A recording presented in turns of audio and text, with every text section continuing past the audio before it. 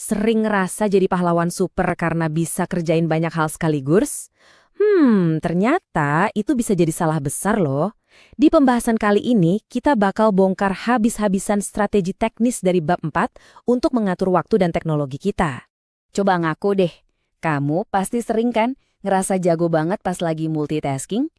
Balas email sambil rapat atau ngetik laporan sambil balesin chat terus-terusan. Kelihatannya sih efisien banget ya kan? Tapi kenyataannya, itu salah besar. Justru, apa yang kita anggap sebagai skill dewa itu malah bikin otak kita jadi lemot dan gampang capek. Yuk kita bedah bareng-bareng kenapa bisa begitu? Oke, kita mulai dari yang paling dasar dulu. Membongkar mitos soal multitasking. Percaya deh, ini bukan soal kehebatan, tapi justru sumber dari segala kelelahan. Nah, coba lihat angka ini deh. Nggak main-main loh, gangguan digital yang datang terus-terusan itu bisa memangkas produktivitas kita sampai 40%. Bayangin, itu sama aja kayak kita kehilangan hampir setengah hari kerja setiap hari. Gila kan? Nah, ini dia biang keroknya. Sebenarnya kita tuh nggak beneran multitasking. Otak kita itu cuma lompat-lompat dari satu kerjaan ke kerjaan lain dengan super cepat. Dan setiap kali lompat, itu tuh nguras energi mental kita, dan yang paling parah, ngancurin fokus kita buat kerja mendalam. Oke, masalahnya udah jelas banget ya. Terus, solusinya gimana dong? Tenang, ada kok beberapa strategi praktis yang bisa langsung kita coba. Yuk, kita bahas strategi pertama buat ngambil alih kendali lagi. Caranya, dengan menciptakan blok waktu dan keheningan yang sengaja kita buat di tengah-tengah kesibukan. Konsepnya simple banget tapi efeknya luar biasa.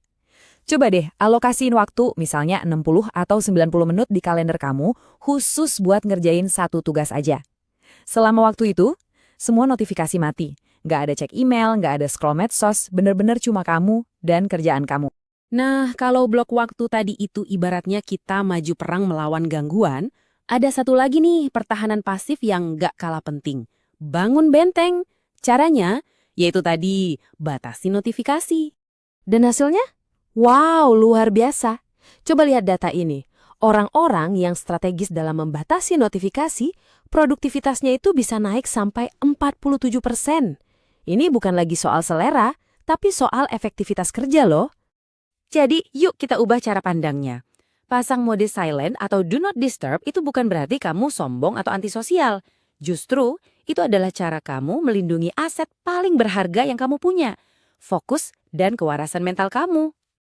Oke, soal fokus pas kerja udah kita bahas. Tapi jangan lupa, istirahat yang berkualitas itu sama pentingnya. Sekarang, yuk kita intip gimana caranya teknologi secara diam-diam ngerusak ritme alami tubuh kita. Jadi gini, otak kita itu secara alami udah punya jadwal sendiri. Siang hari ya waktunya aktif, fokus, waspada. Malam hari waktunya istirahat dan recharge. Nah, ritme sirkadian inilah yang ngatur semuanya, dari energi sampai produksi hormon. Terus, muncullah sang musuh utama dari siklus alami ini. Siapa lagi kalau bukan cahaya biru dari layar gadget kita. Ponsel, tablet, laptop, semuanya itu secara aktif mengganggu proses istirahat kita. Cara kerjanya gini nih. Pas kita lihat layar di malam hari, cahaya biru itu ngirim sinyal palsu ke otak. Seolah-olah bilang, hey, ini masih siang loh. Akibatnya, produksi melatonin, itu hormon yang kasih sinyal ke tubuh buat tidur, jadi terhambat. Pantesan susah tidur kan? Terus solusinya? Simple dan jelas banget. Stop mainin semua gadget kamu minimal 2 jam sebelum tidur. Titik. Ini bakal kasih sinyal yang bener ke otak buat mulai proses istirahat alaminya. Oke, jadi kita rangkum ya. Intinya ada 3 hal penting nih yang bisa kamu bawa pulang. Pertama, lawan mitos multitasking pakai blok waktu. Kedua, tingkatkan fokus dengan membatasi notifikasi. Dan ketiga, jaga kualitas tidur kamu dengan stop main gadget 2 jam sebelum tidur. Simple kan?